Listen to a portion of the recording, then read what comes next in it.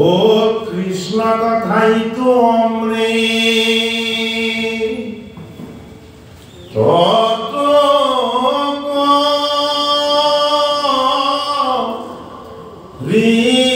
ঋষাদ এ পুনুপুত পোকা পরি খিতর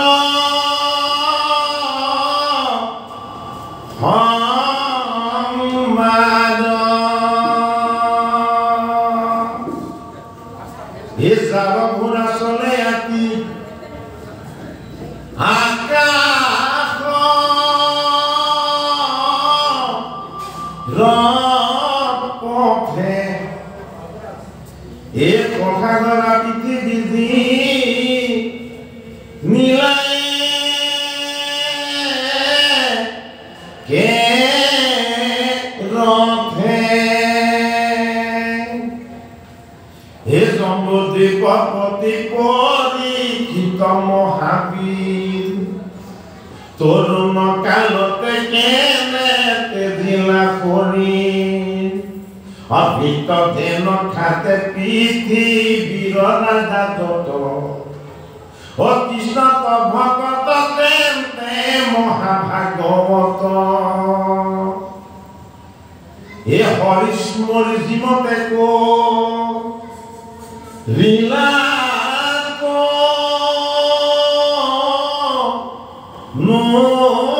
ত্যাগ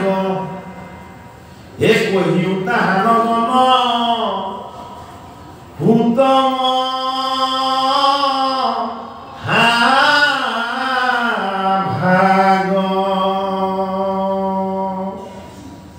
ভাগবত বৈকুণ্ঠ ভাগবত কেৱল বৈকুণ্ঠৰ এভাগ শাস্ত্ৰই নহয় ভাগৱত দ্বাদশ স্কন্ধ যুক্ত 10টা লক্ষণ যুক্ত ভগৱান কৃষ্ণৰ গুণনাম যশৰ যি অনন্ত মহিমা এই মহিমাক প্ৰকাশ কৰি মায়াৰ মোহৰ ভৱ জলত ডুব গৈ থকা এই জীৱবিলাকক ভগৱন্ত প্ৰভুৱে এই শাস্ত্ৰৰ তত্ত্ব মৰ্ম আৰু অৰ্থৰ দ্বাৰা বৈকুণ্ঠ ধামলৈ কেনেদৰেনো উদ্ধাৰ কৰি লৈ গৈছে ভাগৱত শাস্ত্ৰত সেই দৰ্শন সেই তত্ত্ব কথাকেই দেখুওৱা আছে ভাগৱত শাস্ত্ৰৰ ৩য় স্কন্ধত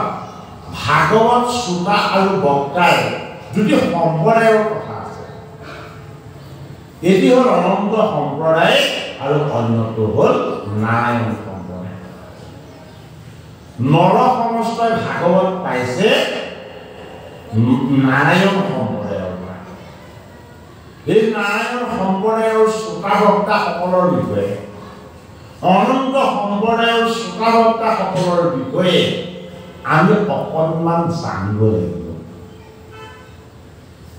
নাৰায়ণ সম্প্ৰদায়ে প্ৰথম ভাগৱত কৈছিল জগতৰ হৰি শ্ৰী নাৰায়ণ কাক কৈছিল তেওঁ নাভি পদ্মৰ পৰা জন্ম হোৱা সৃষ্টিকৰ্তা ব্ৰহ্মা ইয়াৰ প্ৰথম যোৰা শ্ৰোতা বক্তা হ'ল নাৰায়ণ ঈশ্বৰ শ্ৰোতা হ'ল সৃষ্টিকৰ্তা পদ্মজনী ব্ৰহ্মা সৃষ্টিকৰ্তা ব্ৰহ্মাই এই ভাগৱত দিছিল তেওঁ মানস পুত্ৰ দেৱৰীকী নাৰদ এই সময়ত দেৱৰীকী নাৰদ হ'ল শ্ৰোতা আৰু সৃষ্টিকৰ্তা ব্ৰহ্মা হ'ল বক্তা দেৱৰীকী নাৰদে আমি এই ভাগৱত ভাগ মধ্য ধামত টিকালক্য লিখি দেৱৰী ব্যাস প্ৰণেতা পৰমেশ্বৰ তৃতীয় যোৰা শ্ৰোতা বক্তাৰ দ্বাৰা এই ভাগৱত মধ্যলৈ নমাৰ ব্যৱস্থা হৈছে দেৱৰীকী নাৰদে আহি বেদক ব্যাসক বদৰিকা আশ্ৰমত উগুল থুগুল চিত্তৰে কৈ দে মই কি কৰিলো বুলি যেতিয়া হাহাকাৰ কৰিবলৈ লাগে তেতিয়া হাতত দিব্য বীণা লৈ জগতৰ হৰি গুণ কীৰ্তন জপৰ তত্ত্বৰে কৈ দে ইখন হাঁহি নৃত্য কৰি দেৱঋষি নাৰদে ঈশ্বৰ কৃষ্ণৰ চৈতন্য আনন্দৰ প্ৰকাশ বেদব্যাসৰ আগত কৰি দেখুৱালে এটা বেদব্যাসে দেৱঋষি নাৰদক প্ৰশ্ন কৰিলে যে মোৰ চিত্ত কিয় অশান্ত আপোনাৰ নিচিনা প্ৰশান্ত নহয় মোৰ চিত্ত কিয় চঞ্চল মই আপোনাৰ দৰে ইখন হাঁহি আনন্দ প্ৰকাশ কৰিব পৰা নাই এতিয়া দেৱঋষি নাৰদে ব্যাসৰ ভুলটো আঙুলিয়াই দেখুৱাই দিলে যে জগতখনে তুমি নষ্ট কৰিলা কোনে নষ্ট কৰিলে বুলি কৈছে তুমি নষ্ট কৰিলা বুলি কৈছে তুমি কৰিব লাগিছিলে যিটো তুমি সেইটো নকৰিলা যিটো কৰিব নালাগে তুমি সেইটো কৰিলা তোমাৰ চিত্ত ক'ত শান্ত হ'ব ভাগৱত শাস্ত্ৰত ভুলৰ প্ৰথম কাল হৈ গৈছে টিকালজ্ঞ ঋষি বেদব্যাসৰ কোনে শুধৰণি কৰি দিছে দেৱঋষি নাৰদে নাৰদৰ বিষয়ে আমাক পদে জনালে এটা সময়ত তেওঁ গাখীৰ গৃহত আহি জন্ম ল'লে চাৰিজন বৈষ্ণৱে আহি বাৰিষা কালত তেওঁৰ গৃহত হৰি গুণ কীৰ্তন কৰিছিলে এই হৰি গুণ কীৰ্তনৰ আনন্দময় প্ৰসাদৰ ভাগ তেওঁ জীৱনটোৱে লাভ কৰাৰ কাৰণে তেওঁৰ লগত পুণ্য সঞ্চিত হ'ল আৰু পাছৰ জন্মত তেওঁ ব্ৰহ্মাৰ মনৰ মাজে হৃদয়ত প্ৰৱেশ কৰি ব্ৰহ্মাৰ কুলাৰ পৰা মানৱ পুত্ৰ ৰূপে জন্ম ল'লে তাৰ পাছত আৰু তেওঁ জন্ম ল'ব লগা হোৱা নাই অষষ্ঠ চৰণ বিখ্যানম দেৱৰ্ষি নাম সনাৰদ গন্ধৰ্বণম চিত্তনাথো সিদ্ধিনাম মুনি গীতাৰ বিভূতি যুগৰ শ্লোক এজন ভগৱান কৃষ্ণই অনন্ত বিভূতিৰ বিষয়ে গীতাৰ বিভূতি যুগত যেতিয়া কৈছে তেতিয়া পৰীক্ষিত অৰ্জুনক কৈছে যে হে অৰ্জুন দেৱঋষি সকলৰ মাজত মনি নাৰদ এই জগতত সংসাৰ বিৰিশ বুলি এটা বিৰিশ আছে এই বিৰিশ জোপাৰ নাম হ'ল অষষ্ঠ বিৰিশ এই মানে শিশু অষষ্ঠৰ তলত দেৱঋষি নাৰদে গৈ কি কৰিছে ঈশ্বৰক চিন্তা কৰিছিলে তাকে পুত্ৰ হৈ থাকে এই শিশু অষষ্ঠ হ'ল কি আমি প্ৰত্যেকে দেহধাৰী একো একোজোপা শিশু অষষ্ঠ বিৰিশ আহত বিৰিশ বোলে কিয় আমাৰ এই দেহটোৰ বিৰিশ এজোপা কি বিৰিশ জগতৰ হৰিৰ কৃপাক লাভ কৰা সংসাৰ বিৰিশ এই সংসাৰ বিৰিশৰ পৰা বিৰিশজোপা ওলোটা তাৰ ডাল পাতবিলাক তললৈ আছে আৰু মূলটো ওপৰলৈ আছে গতিকে আমাক বৈকুণ্ঠ ধামৰ তত্ত্বলৈ নিব লাগিব কোনে নিব অষষ্ঠ চৰণ বিখ্যানম বিৰিশবিলাকৰ মাজত মই তোমাৰ লগত থকা সংসাৰ বিৰিশ আৰু মই কি এই বিৰিশৰ পৰা জীৱক উদ্ধাৰ কৰি দিওঁ মই কি দেৱৰ্ষি নাম নাৰদ দেৱঋষি সকলৰ মাজত মই হলো নাৰদ মই চিত্তৰজ্ঞ গন্ধৰ্ব বোলে কি তোমাৰ মনৰ শুদ্ধতা তোমাৰ মনৰ পবিত্ৰতা তোমাৰ মনৰ যে বিশাল চিন্তন এই চিন্তন এজন গন্ধৰ্বৰ মই মনৰ শুদ্ধতা চিত্তৰ অৱস্থা মই গন্ধৰ্ব হৈ তোমাৰ দেহ তত্ত্ব গীত গাওঁ মোৰ সেইটো কাৰণে কি মই চিত্তৰ গন্ধৰ্ব চিত্ৰসকলৰ মাজত তুমি মোক চাই বোলে কি মই কপিল দেৱাহুতিৰ পুত্ৰস্বৰূপ ময়ে হলো কোন ময়েই হলো কপিল ভগৱান দেৱাহুতি আৰু কৰ্দম ঋষিৰ পুত্ৰ ময়েই কপিল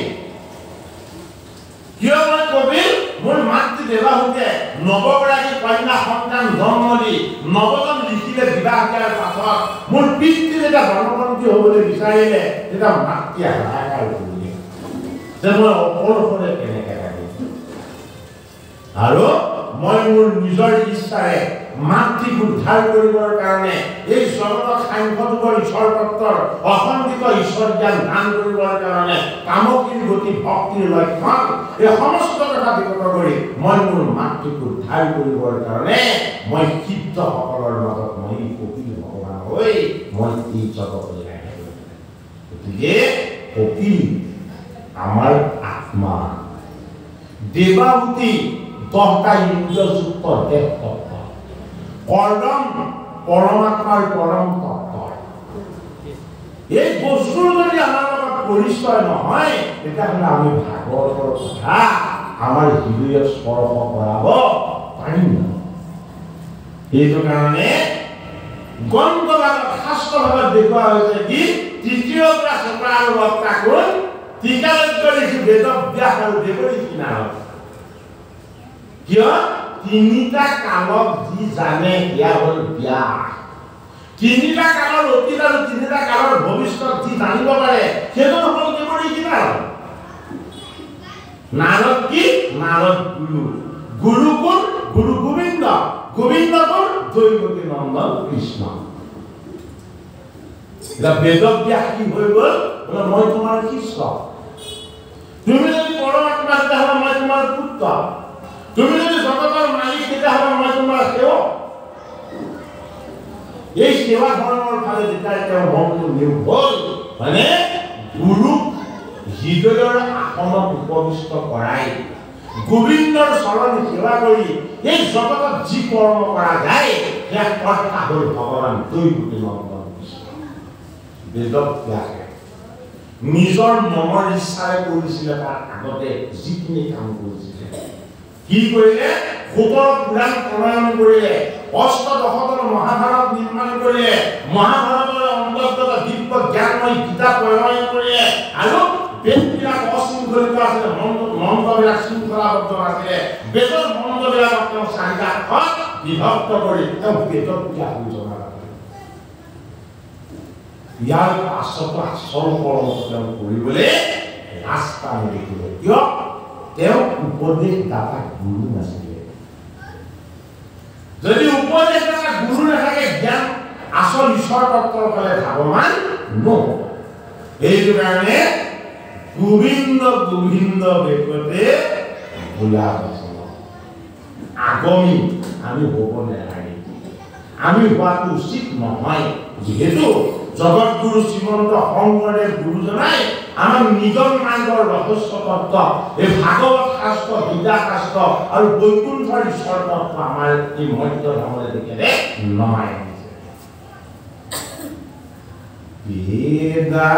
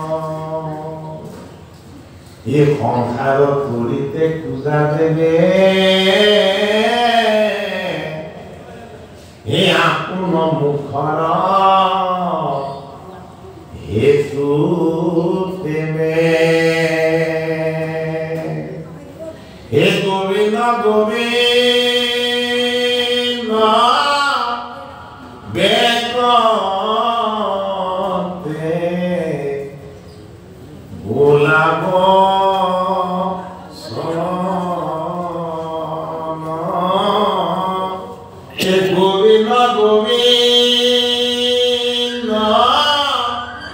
বেগতে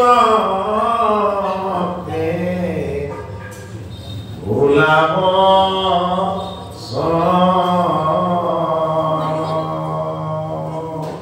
হে প্ৰণেতা পৰমেশ্বৰ বেদব্যাস বেদৰ আগম মাৰ্গৰ শাস্ত্ৰৰে সাগৰ ৰচনা কৰি তুমি হৰি ভগৱতী কৰি দেখুৱাব নালাগে বোলে কিয় তুমি তীৰ্থ পথ বহুত জটিল কৰ্ম দেখালা এইবিলাক আগম মাৰ্গ এইবিলাকে জীৱক উদ্ধাৰ কৰিব নোৱাৰে তুমি গুৰুৰূপী গোবিন্দ দৈৱকী নন্দন কৃষ্ণৰ চৰণত আশ্ৰয় লোৱা আজি তুমি কৃষ্ণ হৈ আছা যদি তেওঁ তোমাক কাটে তুমি নব গুৰুৰ আসনত দেখিবা সেইটো কাৰণে কি বুলি ক'লে গোবিন্দ গোবিন্দ দেৱৰী নাৰদৰ ওচৰত বেদব্যাস শিষ্য হ'ল গুৰু হ'ল দেৱৰী নাৰদ আৰু চতুৰ্থ ল'ৰা চুকাৰ বক্তা হ'ল বেদব্যাস হ'ল বক্তা চুকা হ'ল তেওঁৰ পুত্ৰ সুকমুনি এইবাৰ গুৰুৰ আসনত কোন বহিলে গোবিন্দৰ আসনত বহিলে টিকালজ্ঞ ঋষি বেদব্যাস তাৰ আগতে তেওঁ শিষ্য আছিলে কাৰ ওচৰত তেওঁ গুৰু ভগৱান হৈ পৰিলে তেওঁৰ এই পুত্ৰ অমৃতময় দিগম্বৰ বেশৰ কোন সুকমুনি ফুকত তেওঁ এই ভাগৱত শাস্ত্ৰ কি কৰিলে শিকালে পঢ়ালে আৰু বুজালে ইয়াৰ আগলৈকে বেদব্যাসে অকল শাস্ত্ৰ প্ৰণয়নহে কৰিছিলে কাকো পঢ়োৱা নাছিলে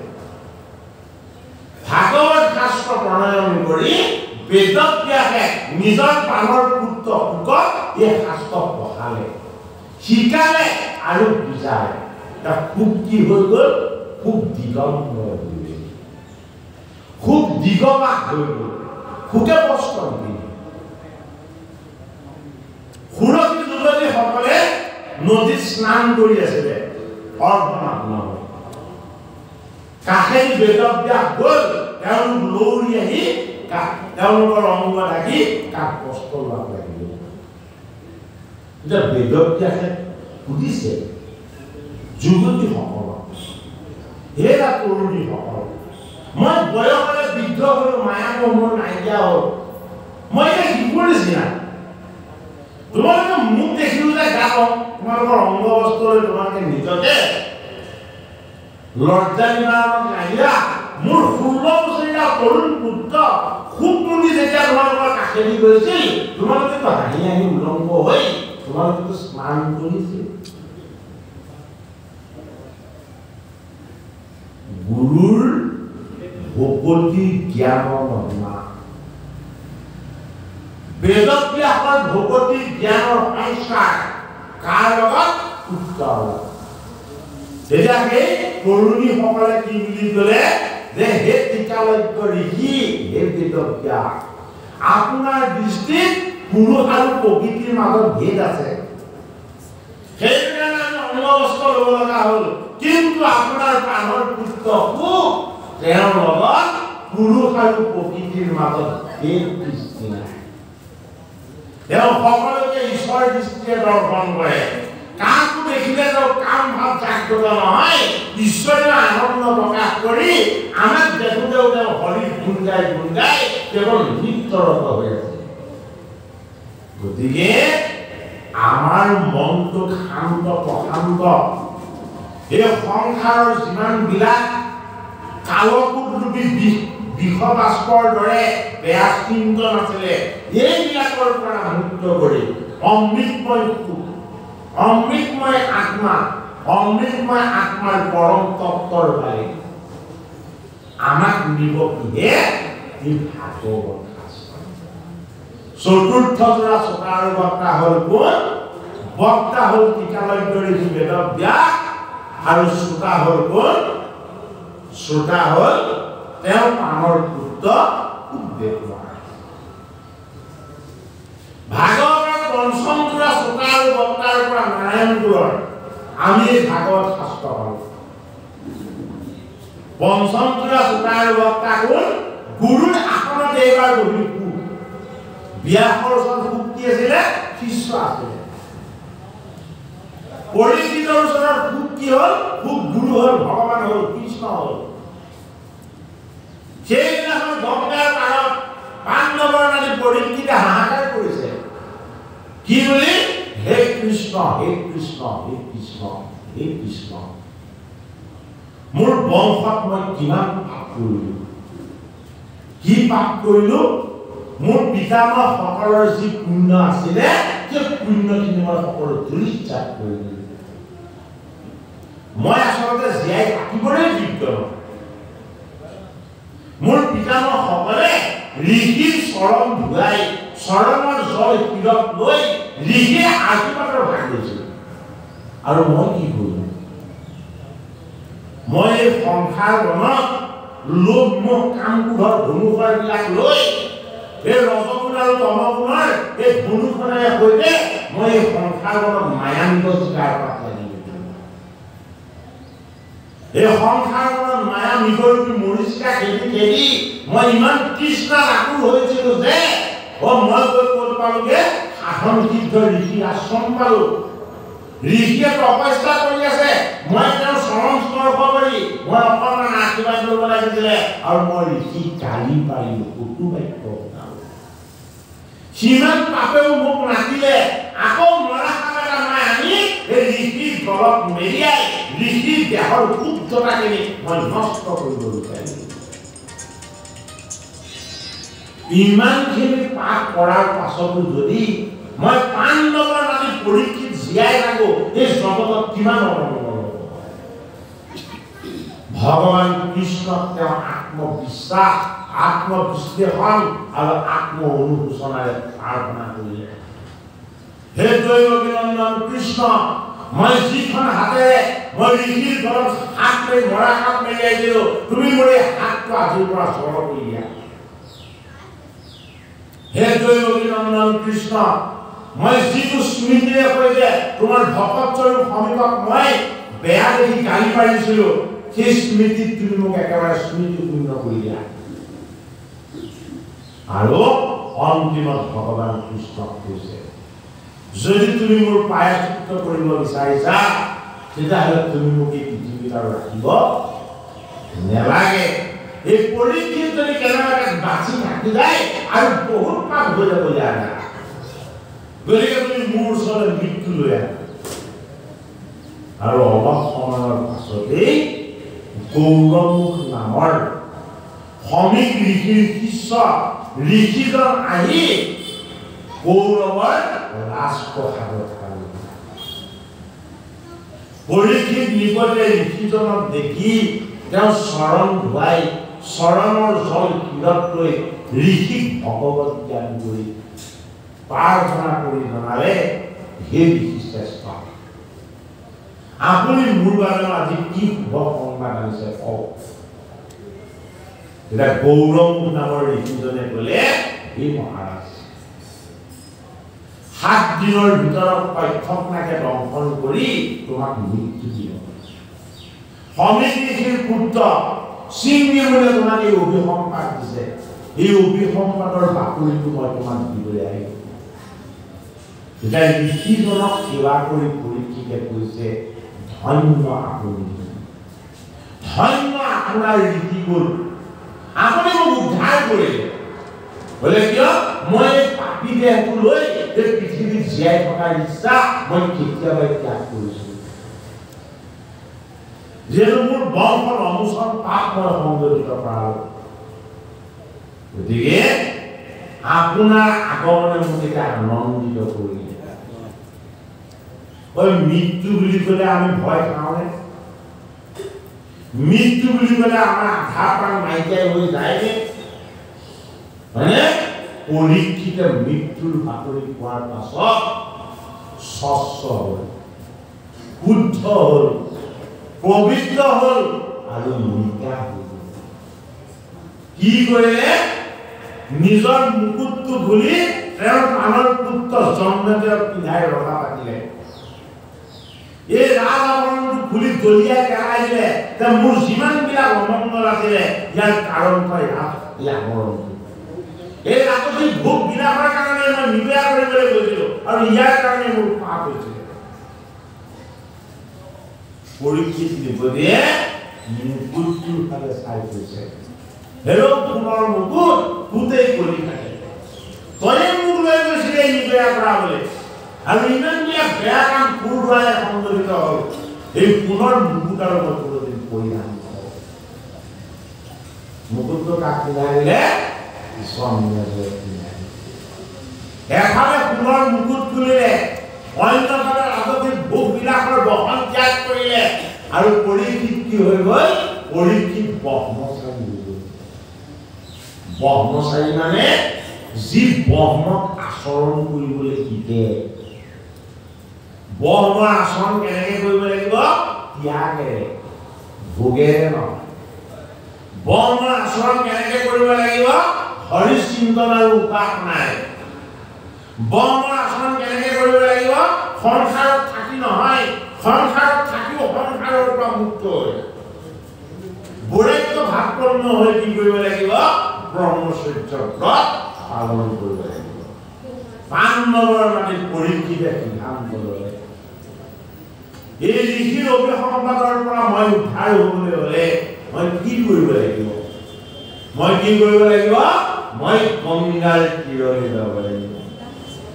গংগা মাতাই যদি অষ্টবসুক উদ্ধাৰ কৰিব পাৰে মই পাণ্ডৱৰ পৰীক্ষিতা মোক গংগা মাতাই কিয় উদ্ধাৰ নকৰিব মই গংগাৰ জলস্পৰ্শ কৰি ভগৱান কৃষ্ণক প্ৰাৰ্থনা কৰিম এই ভগৱতী গংগাৰ জলস্পৰ্শ কৰিছো হে জগতৰ হৰি মোৰ যিমান পাপ আছে সকলোবিলাকৰ পৰা মোক মুক্ত কৰি দিয়া গংগাৰ জলেৰে পৰীক্ষিতে স্নান কৰিলে গংগাৰ পাৰত বহি ভগৱান কৃষ্ণৰ নাম জপ কৰিলে আৰু এইদৰে হৰিৰ গুণ গানৰ নাম কীৰ্তন কৰি পৰীক্ষিত দেহৰ ভাৱৰ পৰা জীৱৰ ভাৱৰ পৰা আত্মভাৱৰ পৰা এই ঈশ্বৰ ভাৱলৈ যেতিয়াই গ্ৰহণ কৰিলে তেওঁ কাষত আহি এজনকে ৬০ হাজাৰ লিখি বহি এই গংগাৰ পাৰত এখন তীৰ্থক্ষেত্ৰলৈ ৰূপান্তৰ কৰিলে এজন পৰীক্ষিত গৈছিল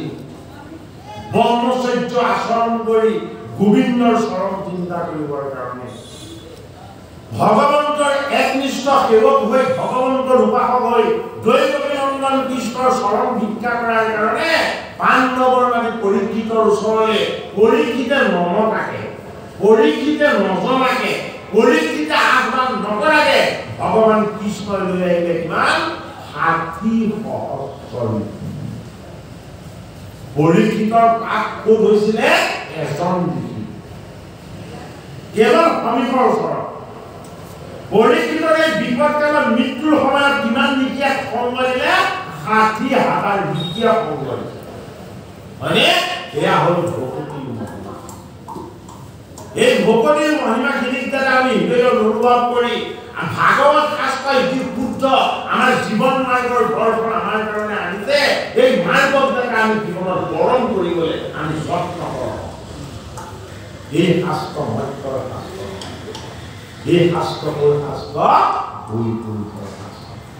ভগৱান নাৰায়ণে নিজেই নমায়িত সৃষ্টিকৰ্তা বৰমাই দান কৰিছে তেওঁ মানৱ পুত্ৰ নাৰদে দান কৰিছে টিকালজ্ঞ ঋষি বেদব্যাসে দান কৰিছে তেওঁ আত্মৰূপী পুত্ৰ শুক আৰু শুকৰ মুখপুত্ৰ এই ভাগৱত পৰিছে পাণ্ডৱৰ বাবে পৰীক্ষিতৰ হৃদয় গংগাত পৰিব এই ভগৱন্তৰ অমৃতময় ভাগৱত কথা যদি পৰীক্ষিত ৰূপী এই জগতলৈ অহা জীৱবিলাকৰ কেনেবাকৈ হৃদয়ত যদি কেনেবাকৈ স্পৰ্শ হৈ যায় পৰীক্ষিতৰ আৰু মৃত্যু হয় নাথাকে জন্মৰে মৃত্যুলৈকে আমি কেৱল দি যাব লাগিব পৰীক্ষা পোৱা নোপোৱা হাঁহি কান্দোনৰ সফলতা বিফলতা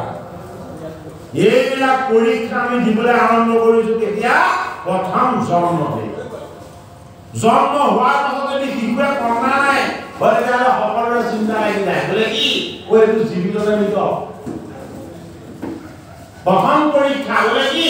যদি কান্দিছে ভাল যদি নাই কন্দা তেতিয়াহ'লে ভয় লগা কথা হয়নে বাৰু গতিকে কান্দি কান্দি জীৱন পৰীক্ষা দিয়া আমি অপৰীক্ষিত ৰূপী জীৱ। প্ৰথম কান্দোনেৰে সৈতে আমাৰ জীৱনৰ বিষাদ হৰ্ষ সকলো আৰম্ভ হয়। এবাৰ কান্দি কান্দি জন্ম হোৱাৰ পাছত গোটেই জীৱনটো যদি আমি হাঁহি থাকিব বিচাৰো এয়া জানো আমাৰ জীৱনৰ লক্ষ্য হ'ব? কান্দি কান্দি জন্ম হোৱা জীৱই গোটেই জীৱনটো হাঁহি থাকিম বুলি কেতিয়াও আশা কৰিব নেলাগে। গতিকে জীৱন পৰীক্ষা দিছে কোনে? গংগাৰ ঘৰত 5 নম্বৰ নাৰী পৰীক্ষিতে। যে মোৰ জীৱনৰ পৰীক্ষা আৰম্ভ হৈ গ'ল বোলে সেইদিনাই যিদিনাখন মই মাতৃৰ গৰ্ভত আছিলোঁ, অস্বস্থমাৰ আসক্তিৰ ব্ৰহ্মাস্ত্ৰই যেতিয়া মোক জীৱৰ তত্ত্বত জড় কৰি দিছিল, যেতিয়া মই চৈতন্য ঈশ্বৰৰ অংশ হৈও মই আসক্তিৰ ব্ৰহ্মাস্ত্ৰৰ দ্বাৰা মই পহিত হৈছিলোঁ, তেতিয়া মোৰ চেতনা শূন্য হৈ গৈছিল। আৰু মোৰ মাতৃয়ে বক্ষত হাত দি গম পাইছিল বোলে কি মই জ্বৰ হৈ গৈছোঁ, মই মৃত হৈ গৈছোঁ। এই জ্বৰ জীৱবিলাকক মৃত জীৱবিলাকক চৈতন্য কৰিব পৰা শক্তিটো কাৰ? কেৱল ভগৱান কৃষ্ণ। সেইকাৰণে মাতৃ উত্তৰাই কাক মাতিলে? ব্ৰহ্মাস্ত্ৰ ৰূপতাপৰ অগ্নি নিষ্ক্ৰিয় কৰি গৰ্ভত থকা এই পৰীক্ষিত ৰূপী জীৱটোক চৈতন্য কৰিবৰ কাৰণে দৈৱকী নন্দন কৃষ্ণক আহ্বান কৰিলে। যিজন কৃষ্ণ জগতৰ নায়ক, মুকুতি নায়ক, পাণ্ডৱৰ সভাসদ, যিজন আকাৰ লৈ নিৰাকাৰ, সেইজন কৃষ্ণক উত্তৰা মাতৃয়ে স্মৰণ কৰিব। কি হৈ গ'ল? অৰ্জুনক আজ্ঞা কৰিলে বোলে কি দুৰ্যোধনে যদি ব্ৰহ্মাস্ত্ৰ প্ৰয়োগ কৰিছে তুমিও ব্ৰহ্মাস্ত্ৰ নিক্ষেপ কৰা। বোলে কি দুয়ো শক্তি নিষ্ক্ৰিয় হৈ যাব। মানে কি শুনিলেহে ভূমিকা আহিব পাৰে। আসক্তিক আসক্তিমুক্ত কৰিবলৈ হ'লে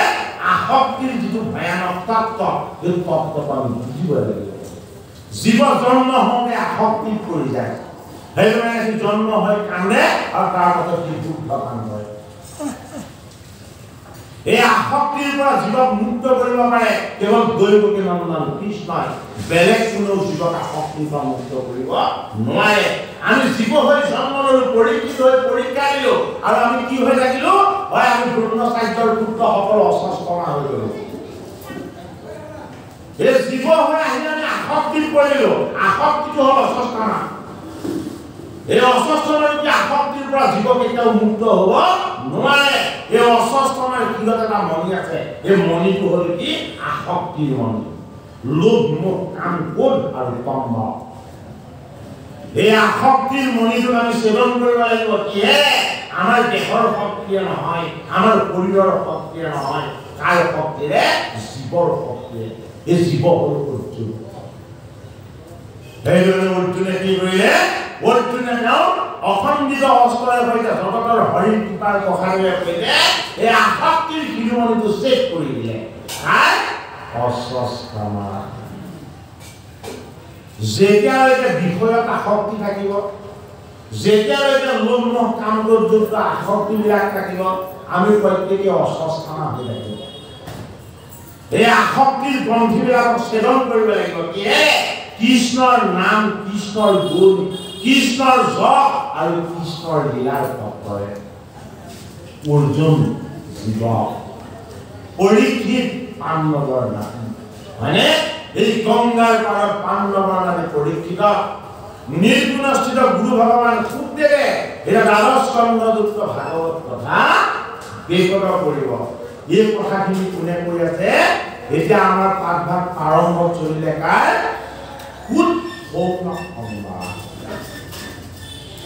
ভাগৱতৰ প্ৰথম স্কন্ধত প্ৰথম সংবাদ হৈছে কাৰ? সুত আৰু সৌৰভ।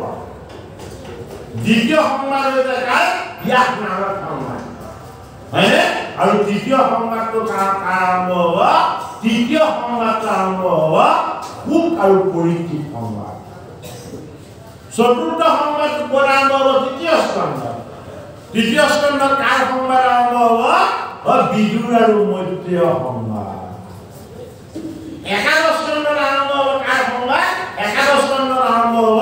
আকৌ বসুদেৱ নাৰদ সংবাদ।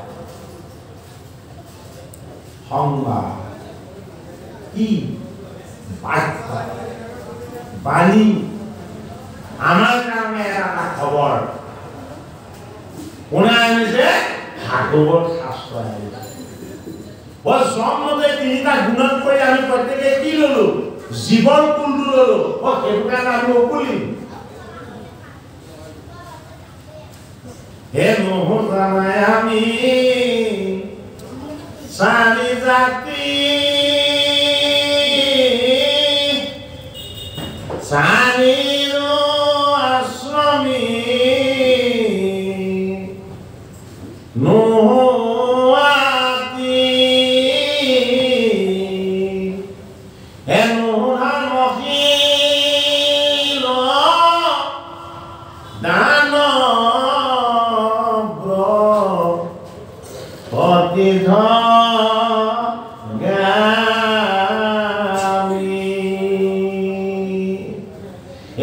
কিন্তু পূৰ্ণানন্দ সমুদ্ৰ এই গোপী ভৰ্তা পদ কমল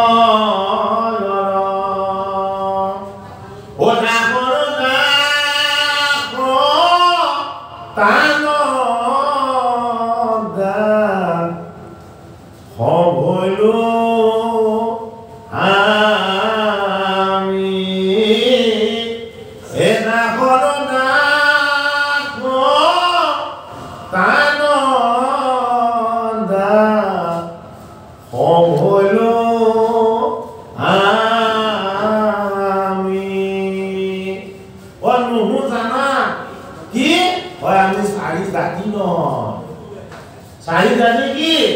উৰণ বুৰণ গগন আৰু ভ্ৰমণ এই জাতিৰ বান্ধৱ আমি নাথাকিম হয়নে আমি কি নহয় আমি চতুৰ আশ্ৰমীও নহয় বোলে কি ব্ৰহ্মচৰ্য গাহস্থ বানপ্ৰস্থ আৰু সন্ন্যাস এই চতুৰ আশ্ৰমত বান্ধাই থকা আমি নহয় আমি কি ভকতৰ চৰণ সেৱা কৰা ভগৱানৰ একান্ত দাসৰ দাস কানদা ভোগ বিচৰা আমি কি ঈশ্বৰৰ অংশ শুদ্ধ জীৱ গতিকে আমাৰ পৰিচয়টো আমি কেনেকৈ ল'ব লাগিব জগতৰ হৰিয়ে তেওঁৰ ইচ্ছাৰে তেওঁৰ শক্তি আৰু সামৰ্থ্যৰে এই জগতলৈ আমাক জীৱ কৰি পঠাইছে কিহৰ কাৰণে পঠালে এটা উদ্দেশ্য সেই উদ্দেশ্যটোৱে হ'ল যত যিমান জীৱ আনিছে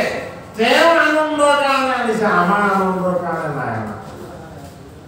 সেইকাৰণে তৃতীয় স্কন্ধত সৃষ্টিৰ ৰহস্যত যেতিয়া মায়াক ব্ৰহ্মাণ্ড নিৰ্মাণ কৰিবলৈ জগতৰ হৰিয়ে আজ্ঞা কৰিছে তেতিয়া কৈছে যে মোৰ বিনোদ কৰিব মন গৈছে বিনোদ মানে কি আনন্দ গতিকে এই জগতৰ যত যিমানবিলাক জীৱ আছে সেইবিলাক ঈশ্বৰৰ আনন্দ প্ৰকাশ এই আনন্দ প্ৰকাশৰূপী জীৱবিলাকক আমি চাৰিমুখী জীৱ বুলি ভাগ কৰি ল'ব নালাগে জীৱ কি ঈশ্বৰৰ অংশ এই ঈশ্বৰৰ অংশ জীৱক যদি সেৱা সৎকাৰ কৰা যায় ঈশ্বৰৰ সেৱা হয় সেইটো কাৰণে জীৱবিলাকক প্ৰথমতে মৰম কৰে ঘোঁৰাকেইটাক চঞ্চল হৈ দৌৰিবলৈ দিয়ে আৰু অশ্বমেধ যজ্ঞৰ শেষত কি কৰে আকৌ সেই ঘোঁৰাটোক বলি দিয়া জীৱ হিংসা হ'ল নে নহ'ল জন্মেজয় যেতিয়া অশ্বমেধ যজ্ঞ কৰিছিলে কি হ'ল ঘোঁৰা মূৰটো গৃহস্থই কৰি দিয়াৰ লগত মূৰটোৱে খিলখিলকৈ হাঁহি থাকিলে আৰে কি গৃহস্থই ঘোঁৰাৰ মাজত তাতো মৃত্যু হ'ব লাগিলে সি খিলখিলকৈ হাঁহি দিলে কিয় হাঁহি দিলে জীৱটোৱে হাঁহিছে বোলে কি এইটো ধৰ্ম কেতিয়াবা কৰিলে তুমি মোক মাৰিব নোৱাৰা এইটো ধৰ্ম এতিয়া কি ধৰ্ম আহি গ'ল ভাগৱত ধৰ্ম আহি গ'ল পাণ্ডৱৰ নদী পৰীক্ষিতে গংগাৰ পাৰত গুৰু ভগৱান শুকৰ মুখপদ্মে দ্বাদশস্কন্ধ ভাগৱত শ্ৰৱণ কৰি বৈকুণ্ঠলৈ গতি কৰিলে এতিয়া জীৱ বলি দি তুমি এটা যজ্ঞ কৰি পুণ্য অৰ্জন কৰাৰ সময় নহয় কথাটো শুনিলে কোনে 60 সহস্ৰ যে হাজাৰ বছৰ তপ জপ আৰু যজ্ঞ কৰি ওই ঈশ্বৰক পাম বুলি দাঢ়ি চুলি সব ধোঁৱা বৰণৰ কৰি দিলো কিন্তু আমি খবৰেই নাপাওঁ বলে কি হল 7 দিন ভাগৱত শুনি পাণ্ডৱৰ আদি পৰীক্ষিত মৃত্যুক মাতে কৃষ্ণৰ চৰণত নীল গৈ মুখ্য সাধনৰ আনন্দ ধামলৈ গুচি গল ওই আমি হাজাৰ বছৰ ও দাঢ়ি চুলি ধোঁৱা বৰণীয়া কৰি এতিয়াও যজ্ঞই কৰি আছো ওই আমি জন্ম আৰু মৰিব নাজানিলো কিয় পৰীক্ষিতে কেনেকৈ তৰুণ কালতে মৃত্যুক আঁকোৱালি লৈ বৈকুণ্ঠ ধামলৈ যাত্ৰা কৰিলে ওই ঋষি সমাজ সচকিত হৈ গল কি কৰিলে যজ্ঞ তপ দান ঋষিয়ে পাঠ দিলে ওই কেনেকৈ এনেকুৱা যন্ত্ৰত যজ্ঞ কৰিব তপ কৰিব বধ কৰিব বোলে কি 5 নম্বৰ ৰাতি পৰীক্ষিতে 7 দিন ভাগৱত শ্ৰৱণ কৰি বৈকুণ্ঠ ধামলৈ গতি কৰিলে গতিকে আমিও এতিয়া বৈকুণ্ঠ ধামলৈ যাবৰ কাৰণে যিটো প্ৰয়াস এই প্ৰয়াসটো আমি কৰিব লাগিব গতিকে ভাগৱত শুনিলে বা শ্ৰৱণ কৰিলে কি হ'ব ওই আমাৰ জীৱনটো গৈ কি সময়ত বৈকুণ্ঠত নিৰ্বাহ কৰে ভাগৱত আনন্দময় ভগৱান নিজেই এই ভাগৱত শাস্ত্ৰ শ্ৰৱণ কীৰ্তনৰ যি পুণ্যময় আনন্দ এই আনন্দ জীৱৰ লগত সংযোগ হৈ থাকি যায় এই আনন্দৰ ভাগ কোনো কেতিয়াও কাঢ়ি দিব নোৱাৰে এইটো কাৰণে কাকপথাৰত কিমান জনসংখ্যা মহাপুৰুষে নামঘৰৰ খেলত কিমান ঘৰ গৃহ আছে এই ভাগৱত শুনিবলৈ আহিব পাৰিছে নাই পৰা কিয় পৰা নাই যাৰ লগত পুণ্যৰ সঞ্চিত ভাগ নাই ওই এই কথা শুনিবলৈ তাক ঈশ্বৰ অনা নাই ওই আমি মানিয়া জুৰি ভাগৱত শুনিবলৈ কাকো আনিব নোৱাৰো পুণ্যৰ ভাগ লাগিব আগৰ জন্মৰ সঞ্চিত ফল লাগিব এই সকলোখিনি যদি একাকাৰ হয় বৈকুণ্ঠৰ কল্পতৰু ভাগৱত শাস্ত্ৰ অকণমান শ্ৰৱণ কৰাৰ আনন্দ লাভ কৰিব সেইটো কাৰণে ঋষভৰ পুত্ৰ 81জন বিজয় কৰিছে সংখ্যা বেছি কিয় কৰ্মবন্ধনত পৰি থাকিব লগা দিব সিদ্ধ কেৱল কৰিছে সিদ্ধ কেৱল 9জন কৰিছে বলে কিয় ভাগৱতৰ ৰাজস্কন্ধ নিমি নৱকীৰ্ত সংবাদত নিমিলতাৰ 9টা প্ৰশ্নৰ উত্তৰত বহুদেৱেও 3বাৰ জন্ম ল'ব লগা হ'ল এইবাৰ আৰু জন্ম ল'ব নালাগে বলে কিয় এই নিমি নৱকীৰ্ত সংবাদ বহুদেৱে শ্ৰৱণ কৰিবলৈ পাৰে ওই যেতিয়ালৈকে ভাগৱত অমৃত ভগৱত অমৃত ঈশ্বৰ কৃষ্ণৰ গুণক লীলাই তত্ত্ব তথা কৰ্মৰ ৰঙেৰে যেতিয়ালৈকে আমি শ্ৰৱণ কৰি ঈশ্বৰীয় আনন্দৰ সুখৰ ধামত আমি যেতিয়ালৈকে নিৰ্বাস কৰিব নোৱাৰিম ও আহি থাকিব লাগিব বলৈ ও মৰিবলৈ এই সংসাৰলৈ জন্ম লৈ আমি মৰিবলৈ আহিব লাগিব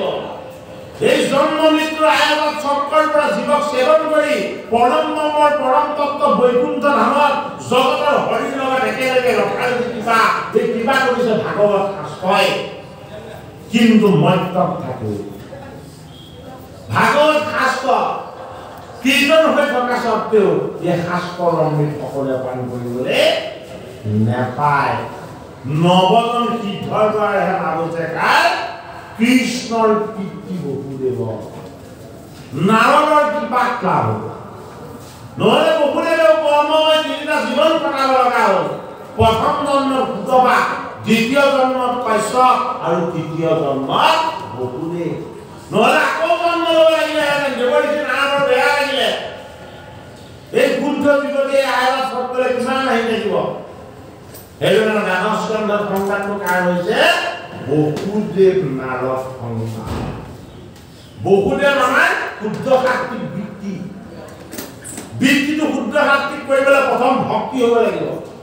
ভক্তিৰ তত্ত্ব গভীৰ কৰিবলৈ আমি গীতা ভাগৱত শাস্ত্ৰ শ্ৰৱণ কীৰ্তন কৰিব লাগিব গুৰুজনাৰ ভাওনা আদি আমি কি কৰিব লাগিব প্ৰদৰ্শন কৰিব লাগিব এইবিলাক আমি অনুশীলন কৰিব লাগিব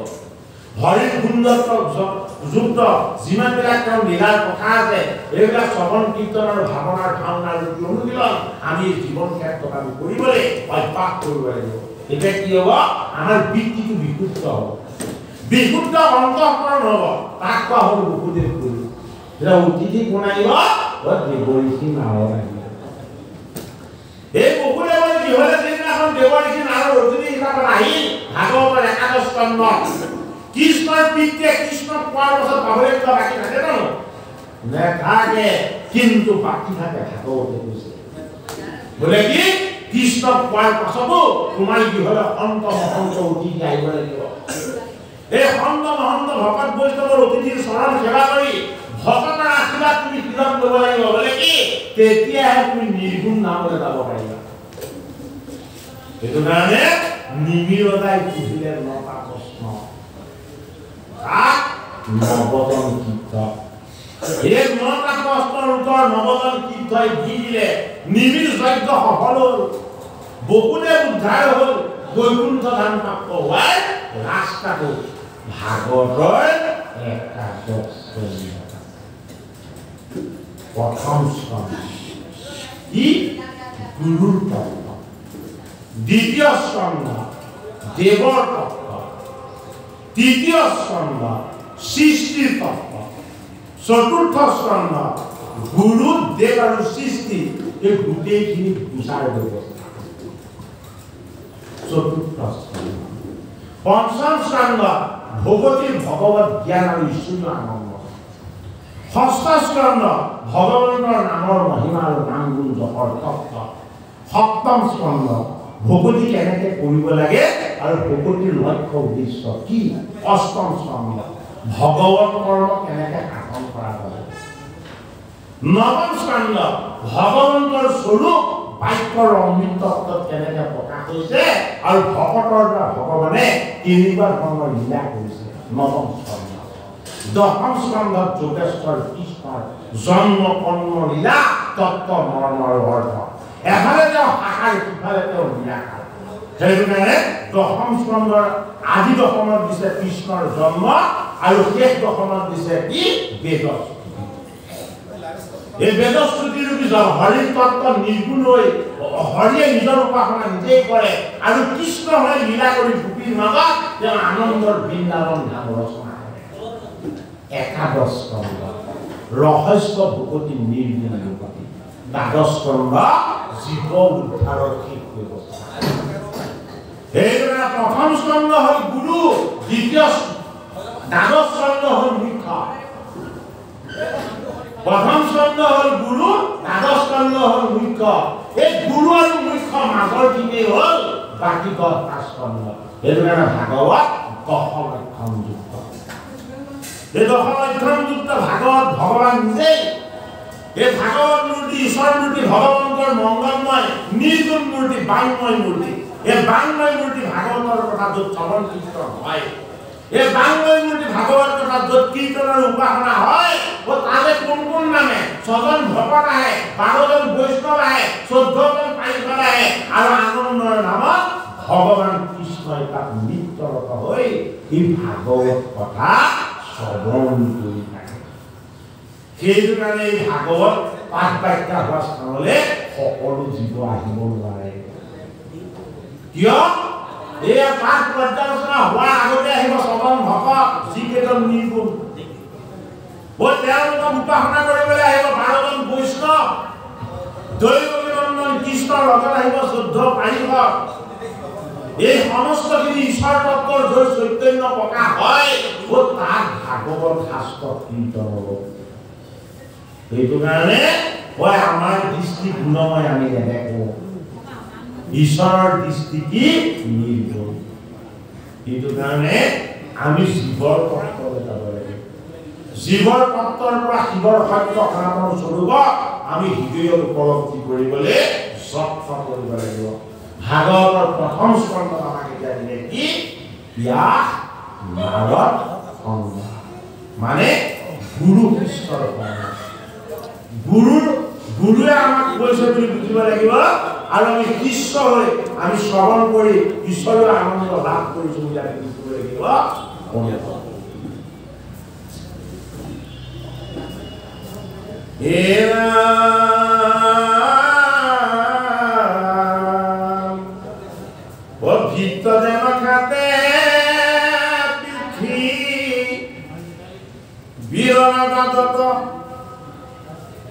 হে কৃষ্ণ ভগত তেন্তে মহাভাগৱত হে হৰিস্মৰি জীমতে কৰিলা তনু ত্যাগ হে কহি উতাহান জন্ম পুত মহাভাগ ঐ ঋষিসকলে যজ্ঞহে কৰিছিলে দন্তব্ৰত হয় নে নহয় এইবাৰ ঋষিসকলে কি কৰিছে পুতপুলিক ঠাকুনি কৰিছে বোলে কি আমাক কৃষ্ণৰ অমৃত পান কৰক এই কৃষ্ণৰ অমৃত পান কৰিলে আমি আনন্দ লাভলৈ যাব পাৰিম এটা কৃষ্ণৰ অমৃত পান কৰিবৰ কাৰণে কি কৰিছে যে কৃষ্ণৰ ভাগৱত তত্ত্ব ঈশ্বৰ তত্ত্ব ফুকৰ মুখপদ্ম শ্ৰৱণ কৰি বৈকুণ্ঠ ধামলৈ গতি কৰা এই শুদ্ধ জীৱ পৰীক্ষিতৰ জন্ম বিষয়ে আমাক অকণমান ঋষিসকলৰ পৰীক্ষিতৰ জন্ম বিষয়ে কিয় শুনিব বিচাৰিলে পৰীক্ষিত জন্ম হ'লে তেওঁলোক নিজে বয়সত বৃদ্ধ পৰীক্ষিত যেতিয়া জন্ম হৈছে সেই ঋষি সমাজ তেতিয়া বয়সত তেতিয়াই বৃদ্ধ অৰ্থাৎ পৰীক্ষিতৰ জন্ম কাহিনীটো ঋষিসকলে কিয় শ্ৰৱণ কৰিব বিচাৰিছে পৰীক্ষিতৰ প্ৰতি ঋষিসকলৰ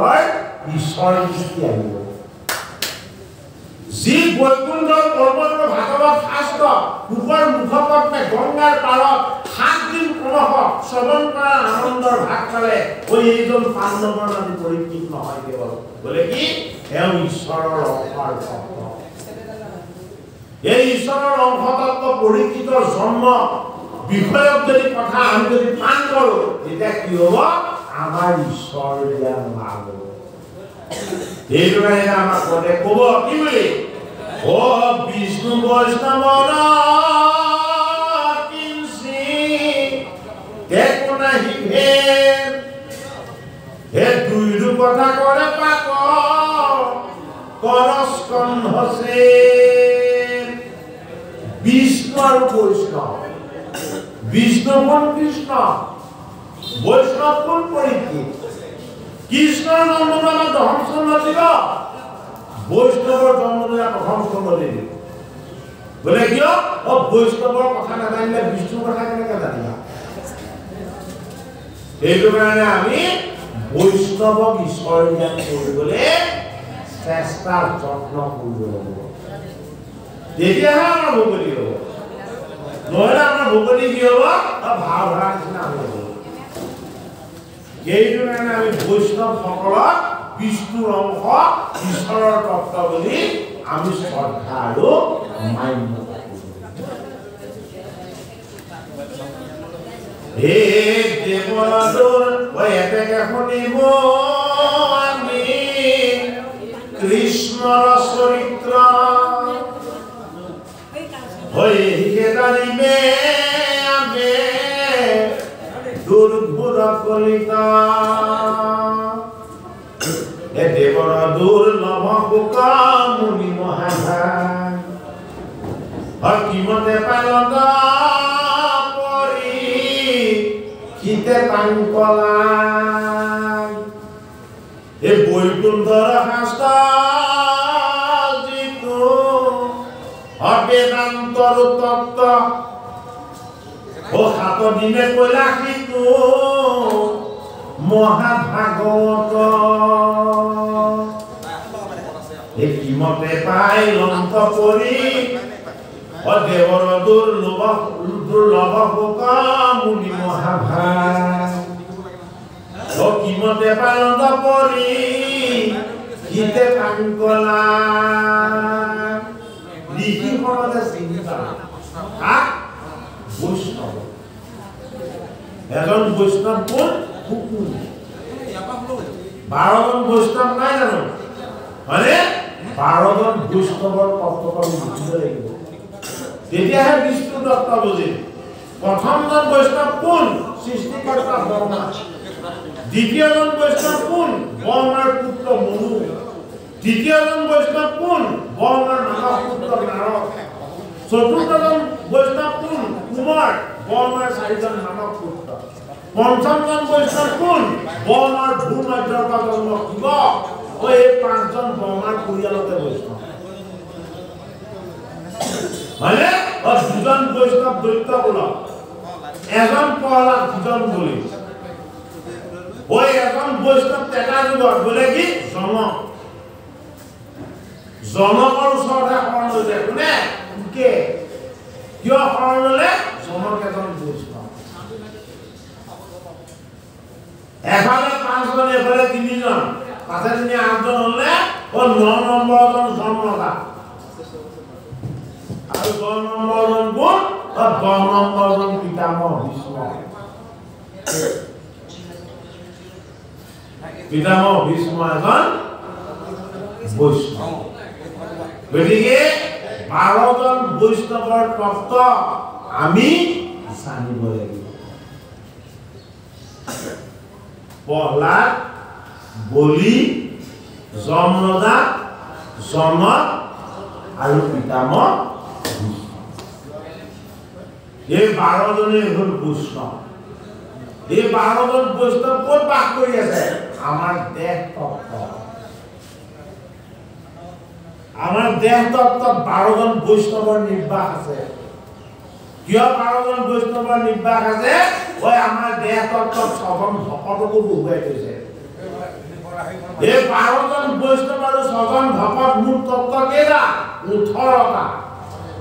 হয় নহয় এই 18টা তত্ত্বৰ উপাসনা কৰি আছে কা আমাৰ হিকে গৈমুখী নন্দন কৃষ্ণ গতিকে আমাৰ হৃদয়ত কোন বহি আছে হিকে কৃষ্ণ বহি আছে যত কৃষ্ণ বহি থাকে তাত ছজন ভকত 12 জন বৈষ্ণৱ আৰু 14 জন পাৰিষদ বিৰাজমান হৈ থাকে আমি নাজানো কিয় আমি ভাগৱত শাস্ত্ৰ শ্ৰৱণ কীৰ্তনৰ অনুশীলন গভীৰকৈ কৰা এই গীতা ভাগৱত শাস্ত্ৰৰ শ্ৰৱণ কীৰ্তনৰ অনুশীলন আমি যদি গভীৰকৈ কৰিবলৈ অভ্যাস কৰোঁ বৃন্দাবনৰ অশিক্ষিত ভূপিয়ে নিজৰ হৃদয়ৰ দেৱতা জগতৰ হৰি যোগেশ্বৰ কৃষ্ণ শৰতৰ মধ্যৰাতি বৃন্দাবনৰ মাজত হৈ নিজৰ হাতত স্পৰ্শ কৰাই অনুভৱ আনন্দ ভাগ লাভ কৰি গতিকে কৃষ্ণ তত্ত্ব হ'ল ভকতিৰ আনন্দ আমাৰ ভকতি কিমান গভীৰ কৰিবলৈ আমি যত্ন কৰিছো কিমানে আমি এই ভাগৱতৰ আশীৰ্বাদ ভগৱানৰ আশীৰ্বাদত আমি ভাগ হোৱাৰ সম্ভাৱনাটো বেছি প্ৰখৰ এইটো কাৰণে ঋষি সমাজে ভাগৱত অমৃত পান কৰিবলৈ যদিও বিচাৰিছে ভাগৱত অমৃতৰ এটা তত্ত্ব কি মহাভাগৱত কোন এই ভাগৱতত থকা ভক্তসকল বৈষ্ণৱসকল এইবাৰ ভাগৱত কিন্তু ভকতসকল মহাভাগৱত এইকাৰণে ঋষি সমাজে আনন্দেৰে ঘোষণা কৰিলে বোলে কি মহাভাগৱত স্বৰূপ এই পৰীক্ষিতৰ জন্মৰ বিষয়ে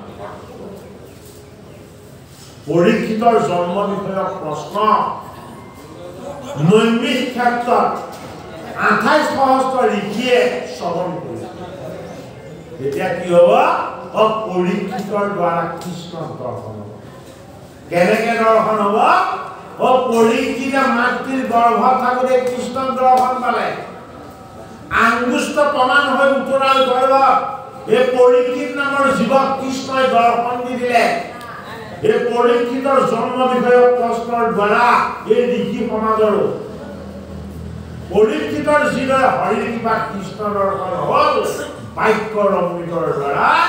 তেওঁলোকৰ কৃষ্ণ দৰ্শন সেইটো কাৰণে বৈকুণ্ঠৰ শাস্ত্ৰ এইটো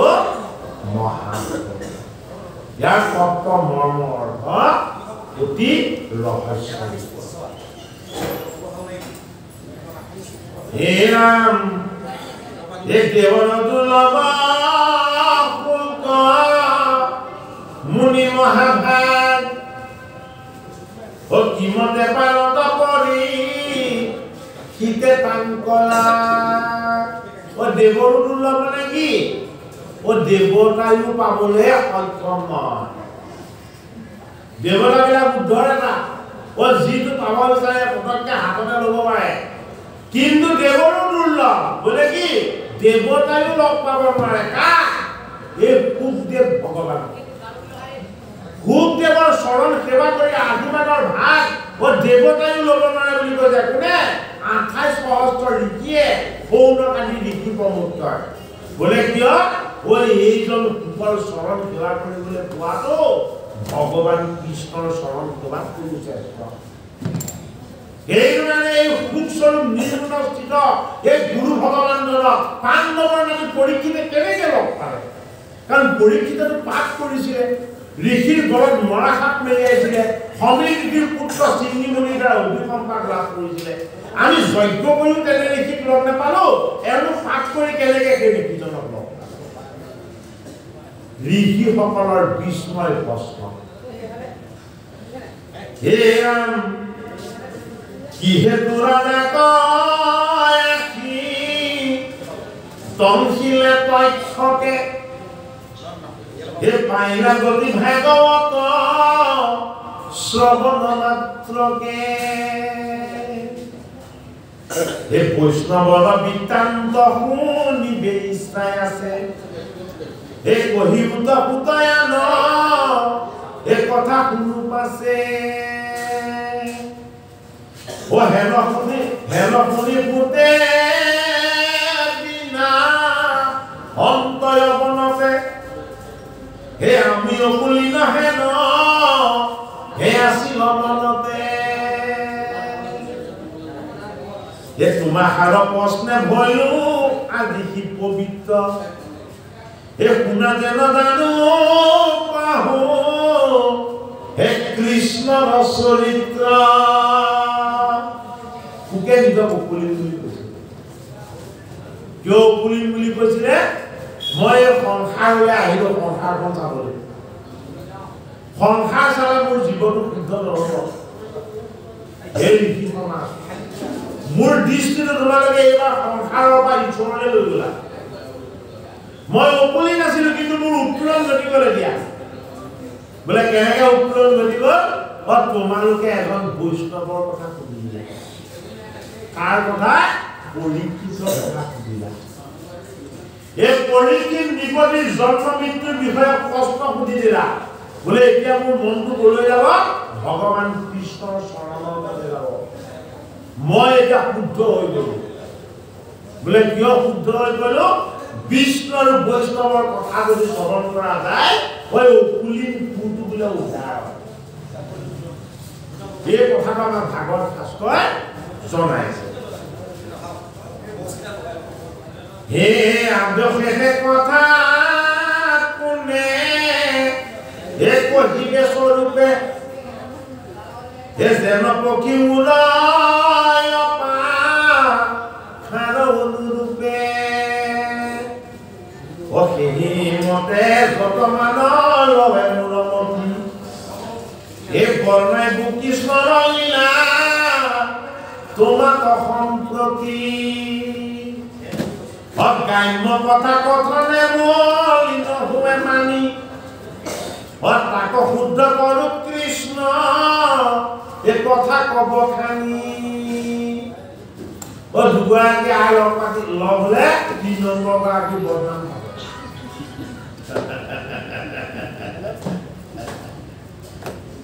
পাব দুজন মাক লগ হলে 3 নম্বৰ বাজনৰ কথা কুচুৰি থাকে মানে বাৰু ওই আৰ জীবন ধৰ্ম আপোনালোকক কোৱা নাই আমাৰ নিজৰ কথা কৈছে হয় বাৰু কিয়নো আমি তেনেকুৱা হওঁ আমি গ্ৰাম্য কথাবিলাকত বেছি মন দিওঁ গ্ৰাম্য কথা মানে কি ও যিবিলাক কথাই আমাক ও শ্মশানৰ ফালে টানি টানি নি থাকে যিবিলাক কথা আমাক মৃত্যুৰ ফালে নি থাকে এইবিলাক গ্ৰাম্য কথা ওই যিবিলাক কথা আমাৰ ঈশ্বৰৰ ফালে অমিতৰ ফালে নি থাকে ও সেয়া কৃষ্ণৰ কথা ভাগৱত কথা হয় বাৰু ও সেইটো কাৰণে দুজন বাপ লগ হলে কৃষ্ণ বুলি কোৱাৰ পাছত ও ইজনে সিজনক সুধিব লাগে ও বিদুৰ আৰু উদ্ধৱৰ মিলনৰ অৰ্থটো কি ও তেতিয়াহে ভাগৱত কথা ওলাব হয়নে ওই ইজন ইগৰাকী আই সিগৰাকী লগ পালে সুধিব লাগে এয়া ভক্তিসকলৰ কি এনে মহাভাগ্য আমি সদায় উপাসনা কৰি থকা কৃষ্ণ তেওঁলোকে হাতেৰে স্পৰ্শ কৰিবলৈ পাইছে এইবিলাক গ্ৰাম্য কথাৰ পৰা উদ্ধাৰ হোৱা পাইছে ক'ত আছে ভাগৱত আছে সংসাৰখন লাগিবই আমি সংসাৰী জীৱ শুদ্ধ পৰিবাৰ এইবিলাক সম্পত্তি আমাৰ লগত থাকিবই হয়নে বাৰু সংসাৰী হ'ল সংসাৰৰ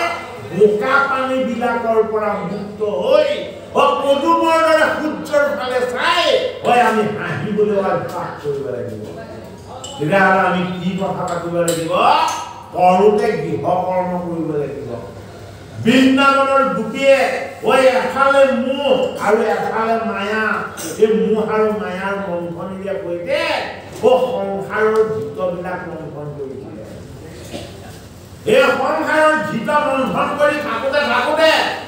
এফালেদি ৰামক দেখিলে সিফালেদি কৃষ্ণক দেখিলে আৰু লগে লগে হে ৰাম হে কৃষ্ণ হে ৰাম হে কৃষ্ণ এই বুলি দধি মন্থন কৰিবলৈ ল'লে ভাবি আছিলে পুত্ৰ কন্যা আৰু সংসাৰৰ কথা কৃষ্ণ দেখা দিলে হাঁহি হাঁহি ৰামে দেখা দিলে হাঁহি হাঁহি আৰু লগে লগে মন্থনী কি আহি গ'ল হে ৰাম হে কৃষ্ণ হে ৰাম হে কৃষ্ণ আহি গ'ল গোপীৰ হৃদয়লৈ কৃষ্ণ প্ৰৱেশ হৈ গ'ল কিহেৰে তেওঁৰ নামেৰে তেওঁ গুণেৰে তেওঁ যশেৰে আৰু যেতিয়া দিনটো সংসাৰৰ কৰ্ম শেষ কৰি মধ্যৰাতি যেতিয়া নিদ্ৰাত কৰিবলৈ লৈছে মনত পেলাইছে বোলে কি মই আজি দিনটো কি কাম কৰিলোঁ ল'ৰা তিনিটা শাহু স্বামী সকলোকে কিবা শুশ্ৰূষা কৰিলোঁ কিন্তু মই দেখোন আজি কৃষ্ণক স্মৰণ নকৰিলোঁ কাক স্মৰণ নকৰিলে কৃষ্ণক স্মৰণ নকৰিলে মধ্যৰাতি বিচনাত থাকিয়ে এই গোপীয়ে হাত জোৰ কৰি হে ৰাম হে কৃষ্ণ হে ৰাম হে কৃষ্ণ বুলি যেতিয়াই মাতি দিলে বৃন্দাবনত কৃষ্ণৰ বাঁহী বাদন কৰিবলৈ পালে বুজিলে বুঝো সংসাৰৰ কৰ্ম গৃহকৰ্ম শেষ কৰি হে ৰাম হে কৃষ্ণ বুলি যেতিয়াই তেওঁক মাতিবলৈ ল'লে কৰ্মৰ ৰঙেৰে কৃষ্ণৰ ভুৱন ভুলোৱা এই বাঁহীৰ মাত যেতিয়া শুনিবলৈ পালে গোপী নিদ্ৰাৰ পৰা মুক্ত হৈ গ'ল জ্বৰৰ পৰা চৈতন্য হৈ গ'ল দেহৰ বিকাৰৰ পৰা গোপী মুক্ত হৈ গ'ল কি হ'ল প্ৰত্যেকগৰাকী গোপীয়ে শুদ্ধ জীৱন এই গৃহ সংসাৰ ত্যাগ কৰি তেওঁলোকৰ শৰীৰটো ইয়াত থাকি গ'ল জীৱটো কি হৈ গ'ল বৃন্দাবন ধাম পালে এগৰাকী দুগৰাকী নহয় সহস্ৰগৰাকী হয়নে বাৰু গ্ৰাম্য কথা পাতিলে তেনেকুৱা ভাৱ নাহিব দিনত ৰাম কৃষ্ণই দেখা দিছিল আৰু ৰাম কৃষ্ণক মাতিছিল ৰাতি শুওঁতে সংসাৰৰ চিন্তা কৰিছিল আৰু কৃষ্ণই বাঁহীৰ মাত শুনাই দিলে সেইটো কাৰণে কলৈ লৈ গ'ল বৃন্দাবন ধামলৈ লৈ গ'ল সৌনক ঋষিয়ে কৈছে এতিয়া বোলে কি এই কাম্য কথাবিলাকক দূৰ কৰি ঈশ্বৰ কৃষ্ণৰ কথা সন্মুখ কৰিব পৰা হে আমাৰ ভগৱান কোন তুমি আমাক কৃষ্ণ অমৃত পান কৰ হে ৰাম হে কাম্য কথা কথনে মলিন হুৱে বাণী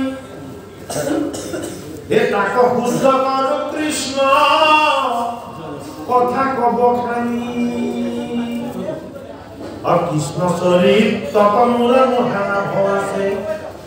কৃষ্ণৰ কীৰ্তনে জাতি অজাতি নবাছে কৃষ্ণৰ কথা এটা মহালাভ আছে বোলে কি ব্ৰাহ্মণে যিমান শুনিব শুদ্ধই সিমানেই শুনিব হয়নে ক্ষত্ৰিয়ে যিমান শুনিব বৈশ্যও সিমানেই শুনিব বোলে কি কৃষ্ণ কথাটো সমান ই বায়ুৰ দ্বাৰা কৰ্ণৰ ৰন্ধন প্ৰৱেশ হয় সেইটো কাৰণে ব্ৰাহ্মণে যিমান শুনিলে শুদ্ধইও সিমান শুনিলে এই কথাৰ প্ৰভাৱৰ কোনো পৰিৱৰ্তন নাই সেইটো কাৰণে এই কথা কাক শুদ্ধ কৰে জাতিক শুদ্ধ নকৰে জীৱক শুদ্ধ কৰে জাতিৰ ওপৰত থকা বস্তুটো হ'ল কি জীৱ পৰা প্ৰকৃতি ঈশ্বৰৰ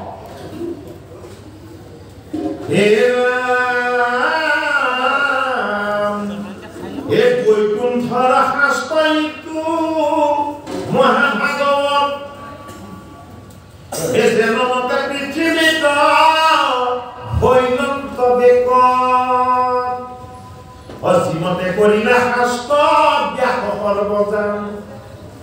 হে প্ৰথমে হৰিক স্মৰি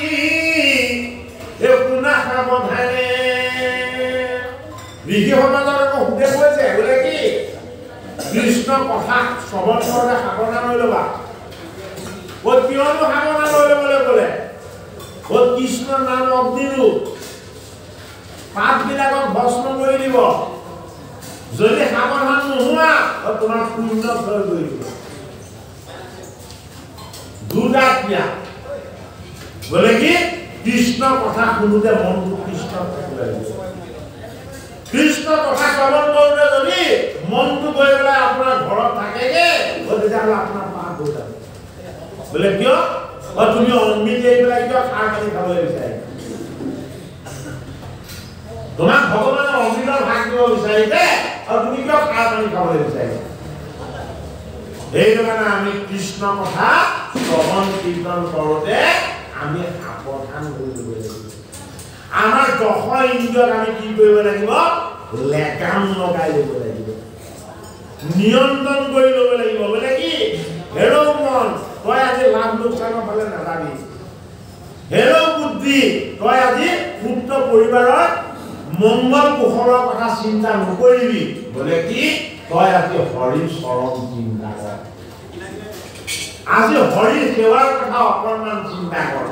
বোলে কি গোটেই জীৱনটো সংসাৰকে দিলি এদিন ঈশ্বৰক দে অকণমান সময় ভগৱানক হে ৰাম হে দিনত পূৰ্বত পদা খৰকুত ঋষি হে বদনিকাশ্ৰমতয়া সন্তব্যা হ'ব কি হে উগুল থুগুল মন নাহি শান্তি অনপান্ত উপায় একো হে মনে গুণী গান্ধী হে কৰ্ম জ্ঞান চিন্তনত মনত নাহি হে নদান্ত